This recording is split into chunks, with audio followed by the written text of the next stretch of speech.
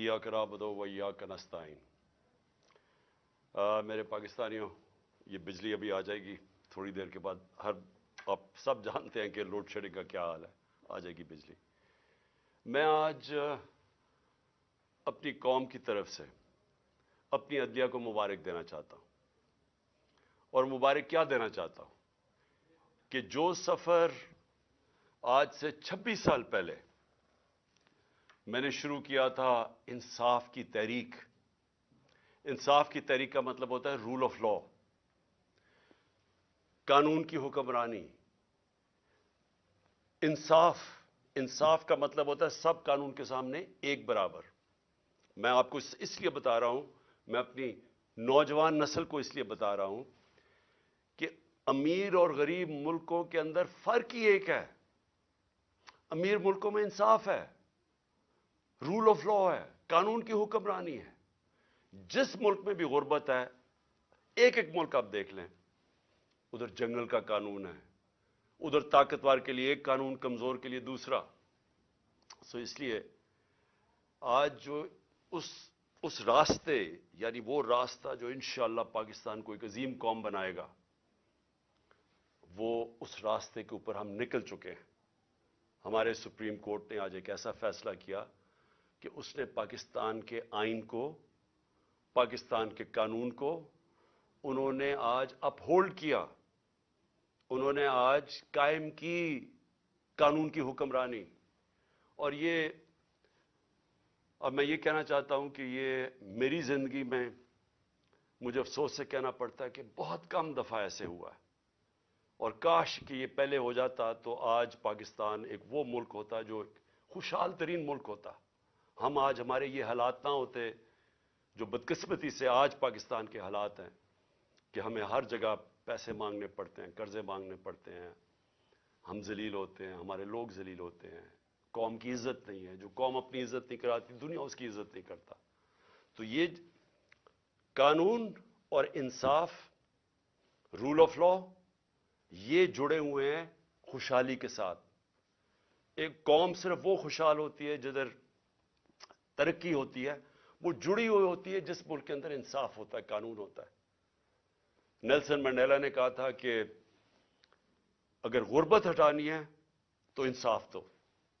उसने ये नहीं कहा था कि कहीं बाहर से कर्जे लो या पैसे मांगो। इंसाफ करो, आपके मुल्क में वैसे गुर्बत खत्म हो जाती है। जो अमीर मुल्क है, स्विट्जरलैंड की मैं मिसाल देता हूं, रूल ऑफ लॉ इंडेक्स में, यानी वहां इंसाफ जो उसको जो ग्रेड करते हैं तो वो 99% है। तो इसलिए वहां खुशहाली है, कुछ भी नहीं है, वसाइल भी नहीं है। तो आज मैं इसलिए फिर भी अपनी कौम को मुबारक देना चाहता हूं कि एक बहुत बड़ा यहां एक माफिया बैठा हुआ है पाकिस्तान में, कब्जा ग्रुप है। और ये कब्जा करके बैठ गए इस मुल्क पे पिछली अप्रैल से। और इन्होंने हर किस्म की पाकिस्तान के अंदर जो बुनियादी इंसानी हुकूक है उनको ख़त्म किया। इन्होंने हर किस्म की कानून की वायलेशन की। इन्होंने वो काम किए जो किसी जमहूरियत में नहीं हो सकते, कि वो लोग पहले इक़्तिदार में आते हैं एक ऑक्शन के जरिए, इलेक्शन के जरिए नहीं, अवाम का मैंडेट लेके नहीं आते, पैसे खर्च करके, हराम के पैसे से लोगों को खरीद के एक साजिश के तहत, और बैरूनी साजिश साथ मिलवाई इन्होंने अपने साथ। पहले हम समझते थे कि बाहर से साजिश हुई है, इन्होंने साथ मिलाई। यहां के जो मीर सादिक थे, इन्होंने गद्दारी की। इन्होंने बाहर से कुव्वतों को अपने साथ मिला के ये साजिश की गवर्नमेंट गिराने की। और उसके नतीजे में वो लोग आए जिन्होंने वो काम किया है जो किसी जमहूरियत में हो ही नहीं सकता। अपने अरबों रुपए, 1100 अरब रुपए के इन्होंने केस माफ करवाए, सिर्फ कानून बदल के, पार्लियामेंट में बैठ के नैब की अमेंडमेंट चेंज करके 1100 अरब रुपए का फायदा करवाया अपने आप को। तो आज मैं, और फिर उन्होंने पूरी कोशिश की कि किसी ना किसी तरह ये इक़्तिदार में रहे, और हर वो कोशिश की कि किसी तरह अवाम की राय ना आए। जो भी बाय इलेक्शन हुए, और अल्लाह का करम है कि 30 बाय इलेक्शन जीती है तहरीक इंसाफ 37 बाय इलेक्शन में से, जब से हमारी गवर्नमेंट गई है। तो इसलिए डरते हैं इलेक्शन से, और इलेक्शन से बचने के लिए इन्होंने ہر کوشش کی اور یہ پوری کوشش کی کہ جب 90 دن کے اندر واضح تھا، آئین کے اندر واضح تھا کہ 90 دن سے زیادہ، جب اسمبلی ڈیزالو کی ہم نے، قربان کی اپنی دونوں اسمبلیز، تو جب یہ واضح تھا کہ 90 دن کے آگے نہیں جا سکتا الیکشن، تو انہوں نے پوری کوشش کی، گورنرز کو ساتھ ملایا، انہوں نے ہر کوشش کی کہ کسی طرح یہ الیکشن نہ ہو. اور سپریم کورٹ نے جب آج فیصلہ کیا تو میں پہلے تو سپریم کورٹ کو یہ کہنا چاہتا ہوں کہ قوم آپ کے ساتھ کھڑی ہے. قوم اس ملک میں ترسی ہوئی ہے انصاف کے لیے، رول آف لا کے لیے. اور میں آپ کو یقین دلاتا ہوں کہ یہ 99 نہیں ہے. 98 99 میں جب اس نے، اسی نون لیگ نے ایک سپریم کورٹ کے چیف جسٹس کو ڈنڈوں سے اٹیک کیا اور بھگوایا وہاں سے، اور پھر پیسے دیے، وہی رفیق تاڑڑ وہ پیسے لے کے بریف کیس لے کے گیا اور کوئٹہ بینچ خریدے. اور وہ چیف جسٹس جو سب آج تک سب سجاد علی شاہ کو سمجھتے ہیں کہ وہ ایک ایماندار دیانتدار چیف جسٹس تھا، اس کو سپریم کورٹ سے انہوں نے ہٹوایا. انہوں نے جوڈیشری کو تقسیم کیا. اور آج میں یہ دیکھ رہا ہوں لا منسٹر نے جو اسٹیٹمنٹ دی ہے، شرمناک ہے. پھر سے جوڈیشری کو تقسیم کرنے کی کوشش کی، جبکہ 5 ممبر بینچ نے سب نے ایک ہی چیز کہی کہ 90 دن سے آگے نہیں جا سکتا، 90 دن کے اندر الیکشن ہوں گے. 5 نے یہ کہا، اور انہوں نے 2 نے نہیں اتفاق کیا، لیکن اس چیز کے اوپر تو 5 متفق تھے کہ 90 دن کے اندر الیکشن کروانے. اور میں یہ جو لا منسٹر کی جو کوشش ہے اور نون لیگ کی ہمیشہ یہ کوشش رہی ہے کہ یہ انصاف سے بھاگتے ہیں، یہ آزاد عدلیہ کو کبھی نہیں چاہیں گے، کیونکہ یہ سارے اداروں کو کنٹرول کر کے ہی غیر قانونی چیز کر سکتے ہیں. جب تک ججز ان کے کنٹرول میں نہ ہوں، اور یہ جب ایک جج کو ٹیلی فون کر کے کہہ رہے ہیں کہ بے نظیر کو 3 سال نہیں 5 سال سزا ملنی چاہیے، یہ اس طرح کے ججز چاہتے ہیں. ان کو کبھی بھی آزاد اور کریڈیبل دیانتدار عدلیہ ان کو کبھی بھی پسند نہیں تھی. اور یہ آج حیرت یہ ہے کہ سپریم کورٹ کا فیصلہ آ گیا، لیکن ایک فضا ملک میں بنی ہوئی ہے کہ پھر بھی شاید 90 دن میں الیکشن نہ ہو. یہ اس سے کیا چیز ہمیں سمجھ آتی ہے کہ اتنا نقصان پہنچایا ہے اس مافیا نے، یہ شریف مافیا اور زرداری مافیا نے اتنا نقصان پہنچایا پاکستان کے اداروں کو کہ لوگوں کو اعتماد ہی اٹھ گیا ہے. اب سپریم کورٹ جب فیصلہ کر دے تو اس پہ گنجائش کیا رہ گئی؟ لیکن آپ تجزیہ نگار دیکھیں، سارے کہہ رہے جو ہوں گے بھی 90 دن میں الیکشن یا نہیں ہوں گے. یہ سوال ہی کرنے کا مطلب یہ کہ اتنا نقصان پہنچایا پاکستان کی جمہوریت کو، پاکستان کے اداروں کو، کہ لوگوں کو اب اس چیز پہ اعتماد ہی نہیں ہے کہ یہ ہوگا یا نہیں ہوگا. میں آج اپنی پارٹی کی طرف سے، پاکستان کی عوام کی طرف سے پھر سے اپنے سپریم کورٹ کو یہ پورا یقین دلاتا ہوں کہ ہم سب آپ کے ساتھ کھڑے ہیں. ہم انشور کریں گے، ہم پورا زور لگائیں گے کہ کوئی چیز اب غیر آئینی نہ ہو. کسی طرح یہ مافیا اپنے آپ کو بچانے کے لیے، پھر نہ الیکشن سے نکلنے کے لیے کوئی ایسے حربے نہ استعمال کرے جو انہوں نے 99 میں کیے تھے. آج کل سوشل میڈیا کا زمانہ ہے، دنیا بدل چکی ہے. آج جو پاکستان کا نوجوان ہے اس میں وہ شعور ہے جو کبھی پہلے نہیں تھا. جب 98 99 میں جب بھی انہوں نے سپریم کورٹ پہ حملہ کیا تھا تو اس طرح کا شعور نہیں تھا. لوگوں کے پاس ایسی یہ جو انفارمیشن کی ریولوشن آئی ہے، یہ جو موبائل فون کے ذریعے آئی ہے، یہ ایسا شعور کسی میں بھی نہیں تھا. تو وہ تھوڑی دیر کے بعد ایک دم چپ کر کے ایشو سیٹل ہو گیا. مائٹ از رائٹ ہو گئی، جس کی لاٹھی اس کی بھینس بن گئی. جنگل کا قانون آ گیا کہ جب آپ نے چیف جسٹس کو بھگا دیا تو سارے چپ کر کے بیٹھ گئے. آج پاکستان بدل چکا ہے. اس ملک میں ساری قوم سارے ایشو سمجھ چکی ہے. یہ جو آج آپ قوم دیکھ رہے ہیں جو 30 بائی الیکشن جتوائے ہیں، اور جو ہر اوپینین پول کہتا ہے کہ قوم کیوں تحریک انصاف کے ساتھ کھڑی ہے، موبائل فونز کی وجہ سے. یہ جو آج سوشل میڈیا ہے، سوشل میڈیا نے وہ لوگوں میں ایسا شعور ہے کہ 1 گھنٹہ لگتا ہے، آپ کوئی جھوٹ بولیں 1 گھنٹے کے اندر سارا اگلا پچھلا بتا دیتے ہیں آپ کو کہ آپ نے پہلے کیا کہا تھا. اور اسی وجہ سے یہ پارٹیز نیچے گئی ہیں، جو مافیاز ہیں اس لیے ایکسپوز ہوئے ہیں لوگوں کے سامنے، کیونکہ ان کی ساری پرانی سٹیٹمنٹس تیار ہیں، لوگوں کے پاس ہے موبائل فون پہ. نہیں ہے تو سوشل میڈیا نکال لیتا ہے، اور جتنی تیز چیزیں وائرل ہوتی ہیں، اخبار تو کل نکلے گا، آج ہی ساری شام کو سب کو پتا چل جاتا ہے ایشوز کا. تو میں آج کے فیصلے کے بعد جو ہم نے جیل بھرو تحریک تھی اس کو ہم نے اب ختم کیا، اور انشاءاللہ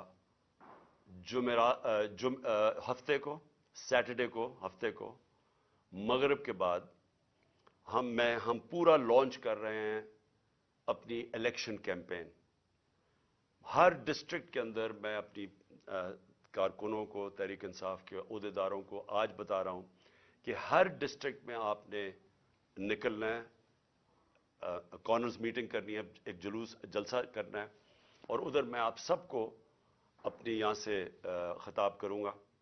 اور اس کا مقصد یہ ہوگا کہ قوم کو میں یہ بتاؤں گا کہ جس دلدل میں ہم آج پھنس گئے ہیں اس سے نکلنا کیسے آپ، تو وہ کون سے ہم نے چیزیں کرنی ہیں پاکستان کو نکالنے کے لیے.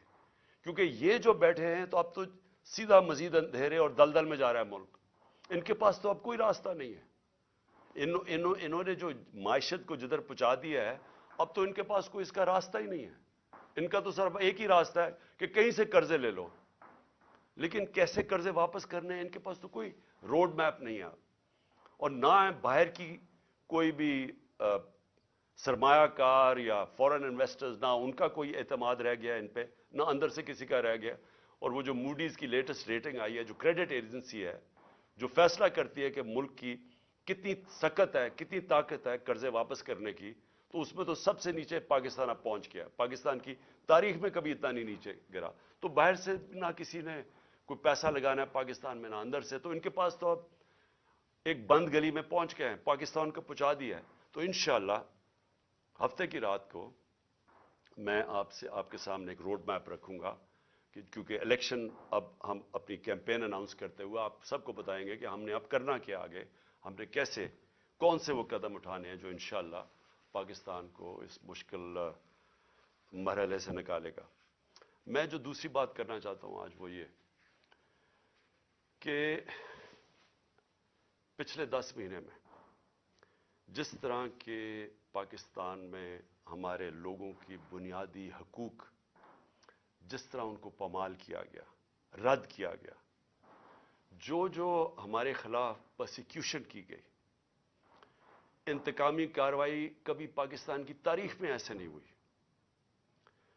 یعنی جو انہوں نے ہمیں کرش کرنے کی کوشش کی، اور جیسے جیسے تحریک انصاف کی مقبولیت بڑھتی گئی اتنے ہی انہوں نے وہ زیادہ وہ قدم اٹھائے ہمارے خلاف ہر قسم کی، یعنی کیسز بنانا، تشدد کرنا، جو کبھی پاکستان میں کسی اپوزیشن کے اوپر اس طرح نہیں، کسی جمہوریت میں نہیں ہوا.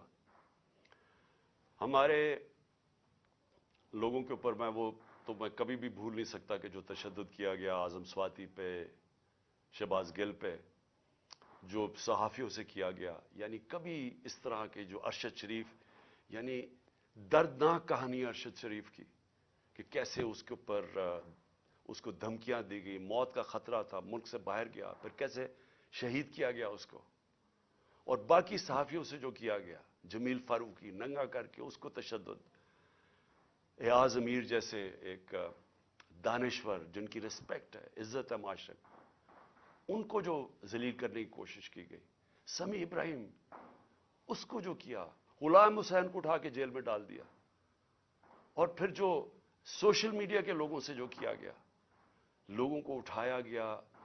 میں پہلے بھی بتا چکا ہوں، ماں باپ نے مجھے بتایا کہ ان کے ینگ بچوں کو اٹھایا گیا، 2 دن رکھا گیا، مارا پیٹا ان کو، اور پھر ان کو گھر واپس بھیجا، دھمکیاں دی گئی، کئی اسے سٹیٹمنٹس میرے خلاف دلوائی واپس بھیجتے ہوئے. یہ کبھی ایسے پاکستان میں نہیں ہوا. हमारे कितने लोगों को 25 मई पे केसेस बनाए गए, अब फिर नए केसेस बना दिए। कल जो इस्लामाबाद में तलब किया गया, मुझे सबको डेट पता थी, सारों को जब डेट फिक्स कर दी अदालत ने तो सबको पता था मैं आ रहा हूं इस्लामाबाद। सबको पता हूं कि मैं पहली दफा, जब से मुझे ये गोलियां लगी हैं उसके पहली दफा इस्लामाबाद आना है, तो लोगों ने तो आना था। लेकिन जो अब लोगों के जुनून देख के, जो भी आपके सामने वो फुटेज तो सामने है, उसके ऊपर दहशतगर्दी के केसेस बना दिए। मजीद मेरे ऊपर 2 और केसेस बना दिए। 74 केसेस है मेरे ऊपर, सारी सीनियर लीडरशिप के ऊपर केसेस बना दिए। मुझे यह बताएं कि पाकिस्तान की तारीख में किस दौर के अंदर इस तरह कानून को मिसयूज किया गया, दहशतगर्दी के कानून को किस दौर में मिसयूज किया गया। मेरे ऊपर दहशतगर्दी का पर्चा कैसे बना? इलेक्शन कमीशन के बाहर एक पुरअमन एहतजाज होता है। नून लीग पूछे इनके दौर में, हमारे दौर में इन्होंने इलेक्शन कमीशन के बाहर एहतजाज किया, कितने इनके ऊपर पर्चे हुए। मरियम नवाज ने जब वो नैब गई, उसने पथराव किया नैब का, प्लान करके इनके लोगों ने जाके पथराव किया। कितने दहशतगर्दी के केसेस बने मेरे ऊपर। 74 केसेस में से जो केस बना दहशतगर्दी का, इलेक्शन कमीशन के बाहर एहतजाज होता है, मैं घर पे होता हूं, मेरे ऊपर दहशतगर्दी का केस। फिर ये जो इलेक्शन कमीशन, जो सब पता है, अब जो इलेक्शन कमीशन का रोल रहा है इसके अंदर, जब से हमने अपनी असेंबलीज डिसॉल्व की, जो इन्होंने केयरटेकर बनाया, जिस तरह की, यानी वो लोगों को बैठाया जो हमारे दुश्मन हैं, किसी तरह भी वो न्यूट्रल केयरटेकर में फिट नहीं करते। इलेक्शन कमीशन ने हमारे मुखालिफिन को यहां के बैठा दिया। जितने केसेस इलेक्शन कमीशन करता है हमारे खिलाफ, सबको पता है कि इससे ज्यादा जानबदार इलेक्शन कमीशन आया नहीं है। वो इलेक्शन कमीशन पहले मेरे ऊपर केस लगा था तोशाखाना का। तोशाखाना का केस है क्या, मैं जरा आज सब कौम के सामने क्लियर कर दूं। 70 साल से पाकिस्तान का कानून क्या है, जब भी आपको कोई बाहर से गिफ्ट्स मिलती हैं, जो 70 साल से हेड ऑफ स्टेट्स को गिफ्ट मिलती हैं, ब्यूरोक्रेट्स को मिलती हैं, जनरल्स को, आर्मी चीफ को मिलती हैं, कानून यह है कि वो जाता है तोशाखाना में, और पुराने जमाने में 20% या 15% आप देते थे और आप वो गिफ्ट रख सकते थे। ये कानून था। हमारे जमाने में वो 50% हमने कर दिया। 50% आप तोशाखाना में देते थे, आप वो रख सकते थे, उसके बाद वो आपकी प्रॉपर्टी बन जाती थी। आज तक कभी किसी से पूछा कि उसने उसके बाद क्या किया? मेरी मर्जी, मेरी प्रॉपर्टी है, मैं जो मर्जी करूं। उसके ऊपर केस कर दिया है। मैं चैलेंज करता हूं कि जिस दिन ये अदालत में जाएगा ये केस फारग हो जाएगा। लेकिन जिन्होंने तोशाखाना से चोरी किया, आसिफ जरदारी ने और नवाज शरीफ ने, गाड़ी आप तोशाखाना से नहीं निकाल सकते।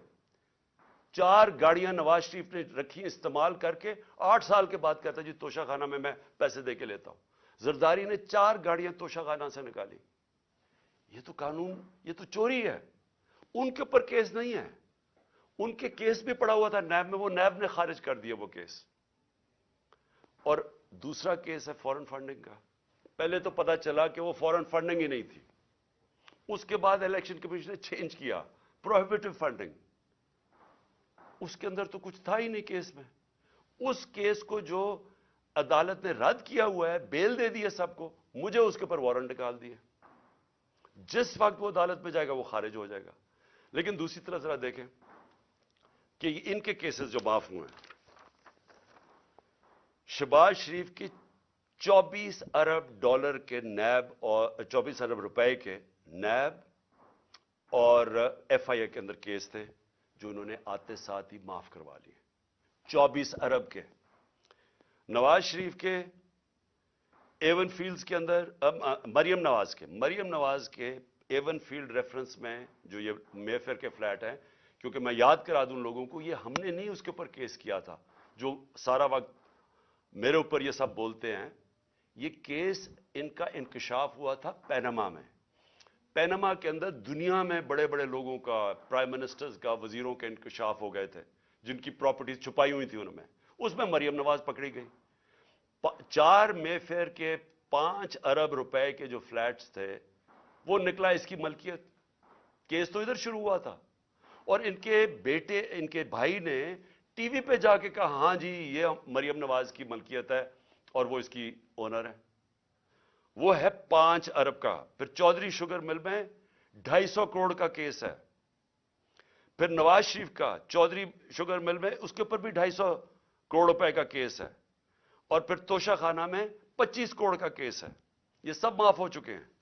آصف زرداری کی پاک لین ریفرنس میں 3.7 3 ارب 70 کروڑ روپے کا اس کا پاک لین ریفرنس ہے. اور اس کا جو فیک بینک اکاؤنٹ کیسز ہیں وہ ہیں 33 ارب کے. یہ ہیں ان کے، اس کے زرداری کے 37 ارب روپے کے کیسز ہیں.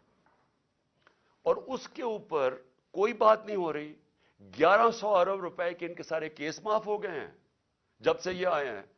اور یہ کبھی وہ توشہ خانہ پکڑتے ہیں، کبھی وہ فورن فنڈنگ پکڑتے ہیں.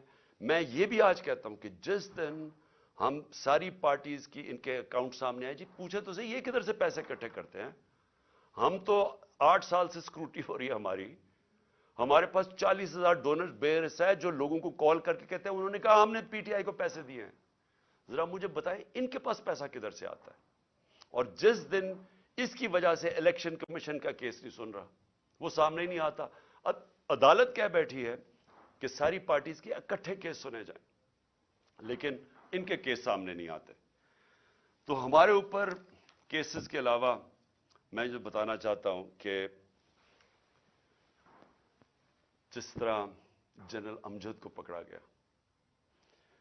میں تو جنرل امجد کو نہیں جانتا، میں تو ان کو ٹی وی پہ سنتا تھا. لیکن اگر کسی کو کوئی شک ہے کہ اگر کوئی محب وطن پاکستانی جو اس ملک کی درد رکھتا ہے، جس طرح وہ بولتے ہیں اور اپنے دل کی بات کرتے ہیں، اس کو اگر اٹھا کے جیل میں ڈال دیا، اور یعنی ہم سب اپنے آپ سے پوچھیں نا کہ اس کا مطلب پاکستان میں تو جمہوریت ختم ہو گئی ہے. یہ تو یہاں تو کوئی پولیس اسٹیٹ بن گئی ہے. یہاں تو ایسا خوف آ گیا ہے، کوئی سچ نہ بول دے، کسی طرح لوگوں کو کنٹرول کرو، میڈیا کی کس طرح آواز کنٹرول کرو. یعنی اس طرح کے کیا اس سے ہوگا کیا؟ مجھے تو ابھی یہ نہیں سمجھ آ رہی. کیا یہ بچ جائیں گے؟ کیا یہ لوگ ان چوروں کو ووٹ دے دیں گے اس کی وجہ سے کہ اگر آپ لوگوں کے منہ بند کر دیں؟ کیا ہمیں جو ڈرایا دھمکایا جا رہا ہے اور یہ جو ہر روز نئی ایف آئی آر، کیا اس سے ہم پیچھے ہٹ جائیں گے؟ ہمارے لوگ اس وقت جو جیلوں کے اندر گئے ہیں، جیل بھرو تحریک میں، ہر دوسرے شہر میں جاتے تھے اور زیادہ لوگ جیلوں کے لیے تیار ہو جاتے تھے. انہوں نے حالانکہ جیلوں میں ہم پولیٹیکل پرزنرز یہ جا رہے ہیں، ہم سیاسی پرزنر، کوئی مجرم نہیں ہے، لیکن جیلوں میں ایسے رکھ رہے ہیں جیسے کہ کوئی دہشت گرد آ گئے یا کوئی ڈاکو آ گئے یا کرمنلز آ گئے، اس طرح کی ٹریٹمنٹ دے رہے ہیں. لیکن اس سے کوئی ڈرا نہیں ہے. لوگوں کا ہر شہر میں اور زیادہ لوگ تیار ہو گئے جیل میں جانے کے لیے. اور میں نے تو ابھی کال دینی تھی سارے پاکستان کے لیے. اگر یہ الیکشنز نہ کرواتے تو میرا اگلا تھا کہ ایک دن میں نے سارے پاکستان کو کال دینی تھی، سب ہم جا کے جیل بھر دیں. کیا کریں گے یہ؟ تو یہ خوف ہی دلوا رہے ہیں نا. یہ قوم اس خوف کی زنجیریں انہوں نے توڑ دی ہیں. کسی کو خوف نہیں ہے اس کا، لیکن ملک کو تباہی کی طرف دھکیل رہے ہیں. یہ سارے جو حربے استعمال کیے جا رہے ہیں ملک کو ادھر دھکیل رہے ہیں جدھر شاید کوئی بھی نہ نکال سکے اگر یہ زیادہ دیر بیٹھ گیا. میں ایک آج بات کرنا چاہتا ہوں. آخری 2 پوائنٹس ہیں میرے اوپر حملہ ہوتا ہے، مجھے پتا ہوتا ہے، اس سے پہلے میں بولتا رہا کہ میرے اوپر حملہ کرنے لگے ہیں، یہ میرے اوپر اٹیمپٹ ہونے لگا ہے، دینی انتہا پسند کے نام پہ مجھے مارا جائے گا. میں کہتا رہا اور میں نے کہا کہ اس میں طاقتور لوگ شامل ہیں، نام نہیں میں نے لیے. جب میرے اوپر اٹیمپٹ ہوا اور اللہ کی کوئی خاص ہی کرم تھا، اس نے مجھے بچا لیا، تو اس کے بعد میں نے ان 3 لوگوں کے نام لیے: ڈرٹی ہیری، شہباز شریف اور رانا ثناءاللہ. یہ تینوں شامل تھے. اور نواز شریف کو پتا تھا لندن میں بیٹھ کے. تسنیم حیدر کا جو لندن میں اس نے بات چیت کی، اس کا بیان کیوں نہیں ریکارڈ کیا گیا؟ ہمارے جے آئی ٹی نے کیا، اس کو جے آئی ٹی کو ختم کر دیا. JIT کو وہ کیا کہتا ہے کہ اس نے خود سنا نواز شریف کو کہتے ہوئے کہ عمران خان اور ارشد شریف کو مروانا ہے. وہ بیان یہ دیتا ہے اور جا کے اس نے پولیس اسٹیشن میں یہ بیان دیا ہے. اس کا جو وکیل ہے مہتاب, اس نے کنفرم کیا ہے کہ پولیس میں وہ بیان دیتا ہے کہ یہ وہاں پلان بنا تھا مجھے مروانے کا اور ارشد شریف کو, اور مدد مانگ رہا تھا اس کی کہ پرووائڈ کرے کہیں مارنے والا شوٹر. JIT ریکارڈ کرتی ہے تسیم کی اس کی جو ویڈیو ہے. اس کے بعد کیا مجبوری تھی کہ کیئر ٹیکر گورنمنٹ JIT ختم کر دیتی ہے, اور JIT ختم کر کے 4 ان لوگوں کو JIT پہ بٹھا دیتی ہے, وہ JIT کے جو ممبرز جن کے اوپر پروسیکیوٹر جنرل کہتا ہے ٹیررسٹ کی عدالت میں جدھر کیس ہو رہا ہے, اس عدالت میں جج کے سامنے وہ پروسیکیوٹر کہتا ہے کہ 4 لوگ جو JIT کے ممبرز تھے انہوں نے JIT کو سیبوٹاج کرنے کی کوشش کی, ان کے اوپر کاروائی ہونی چاہیے. ان کو آپ JIT کے اوپر لے آئے ہیں یہ لوگ, ان کے ذریعے اب انویسٹیگیشن ہوگی. میرا اپنی ساری قوم کے سامنے سوال یہ ہے کہ کون ڈرا ہوا ہے اتنا زیادہ, کیوں ڈرے ہوئے ہیں یہ؟ اگر یہ بے قصور ہیں تو JIT کو کام کرنے دیتے, کیوں اتنے خوف زدہ ہیں کہ سچ قوم کے سامنے آ جائے گا؟ کیونکہ طاقتور یہ سارے اس میں ملوث ہیں. اب میں نے دوسری بات یہ کی کہ میرے اوپر یہ پھر اٹیک کریں گے, یہ زیادہ خوف زدہ ہیں. اب خوف زدہ یہ ہیں کہ یہ اگر اقتدار میں آ گیا تو شاید ان کی شامت آ جائے گی. اس ڈر سے اب انہوں نے پھر سے مجھے قتل کرنے کی کوشش کرنی ہے. میں ساری قوم کے سامنے کہہ رہا ہوں, یہ 3 اور بھی ان دونوں کے لوگوں کے ابھی میں نام نہیں لے رہا, لیکن میں نے اپنی ٹیپ کے اندر ان دونوں کے نام رکھے ہوئے جو میں نے ایک ٹیپ پہلے کی ریکارڈ کروائی ہوئے, کون وہ لوگ تھے جو شروع سے مجھے چاہتے تھے قتل کرنا. ان 3 کے علاوہ 2 اور کے نام ہیں اس میں, وہ سب سامنے آ جائے گا. لیکن میں قوم کے سامنے اب سوال یہ پوچھتا ہوں کہ جب میں کہہ رہا ہوں مجھے خطرہ تھا, پہلے میں کہہ رہا تھا مجھے خطرہ ہے, وہ اٹیمپٹ ہوا, اللہ نے بچایا. اب میں پھر کہہ رہا ہوں میرے پہ خطرہ ہے. میں اب یہ سوال پوچھتا ہوں کہ مجھے یہ عدالتوں میں جو دھکیلتے ہیں, کیا ان کو پتہ نہیں کہ میری جان خطرے میں ہے؟ میں نے جب لاہور ہائی کورٹ سے میرے جو وکیل تھے خواجہ طارق رحیم, انہوں نے وہ جج کو بتایا کہ دیکھیں اس کی جان خطرے میں ہے, آپ کو جب تک سیکیورٹی نہیں پرووائڈ کریں گے اس کو یہاں عدالت میں نہ لے کے آئیں. جج صاحب نے کہا, پولیس کو آرڈر کیا کہ اس کو سیکیورٹی پرووائڈ کی جائے, لیکن عدالت میں آنا پڑے گا. جب میں ہائی کورٹ پہنچا تو وہاں پولیس سیکیورٹی کیا پرووائڈ کرتی, پولیس ہی بھاگ گئی. میں گاڑی میں بیٹھا رہا بڑی دیر کیونکہ وہاں کوئی سیکیورٹی نہیں تھی. آخر میں کیونکہ میں اپنی عدلیہ کی عزت کرتا ہوں اور کروانا چاہتا ہوں قوم کو, اس کی وجہ سے میں پھر چل کے گیا وہاں. اس کے بعد اب پھر 3 مجھے پیشیاں بھرنی پڑی اسلام آباد میں, اور پیشیاں یہ ہیں کہ جناب دہشت گردی کا میرے پر کیس جو ہے کہ میں وہاں تھا بھی نہیں, وہ ادھر الیکشن کمیشن کے بعد جدھر مظاہرہ ہوتا ہے میرے پر کیس ہے. اس طرح کے کیسز ہیں. یہ کیسز نہیں ہے کہ اربوں روپے کی ملک کا پیسہ چوری کر کے ملک سے باہر لے گیا جو ان چوروں نے کیا ہوا ہے. اس کے اوپر 3 مختلف جگہ پہ مجھے پیشی کرنی پڑی. کوئی پولیس سیکیورٹی نہیں تھی, کوئی بھی کسی ٹائم پہ واردات کر سکتا تھا. اور مجھے بچانا کس نے تھا؟ میں اپنی عدلیہ سے آج کہنا چاہتا ہوں کہ کس نے مجھے ڈیفینڈ کرنا ہے؟ جنہوں نے مجھے ڈیفینڈ کرنا ہے ان سے ہی مجھے خطرہ ہے. کیا انٹیریئر منسٹر مجھے ڈیفینڈ کرے گا؟ یہ شہباز شریف کرے گا؟ ان کے نیچے ساری فیڈرل گورنمنٹ کی ایجنسیز ہیں, ان کے نیچے پولیس ہے, تو خطرہ تو ان سے ہے. کیا ڈرٹی ہیری مجھے ڈیفینڈ کرے گا جو خود ہی سب سے بڑا خطرہ مجھے اس سے ہے؟ کون ڈیفینڈ کرے گا؟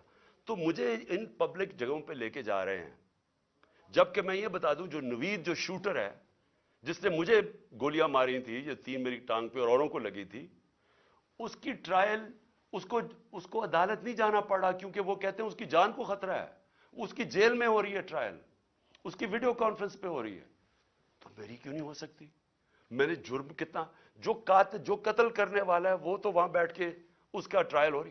مجھے ہر جگہ عدالتوں پہ لے کے جا رہے ہیں. میں چیف جسٹس صاحب کو لیٹر لکھوں گا کہ ہمارے دور میں جب میں پرائم منسٹر تھا تو ایک جج صاحب نے نواز شریف کو کوئی بیمار ہوا، اور آپ پتہ سارا وہ فیک بیماریاں تھیں، ہر چیز ہی اس کی 2 نمبر ہوتی ہے.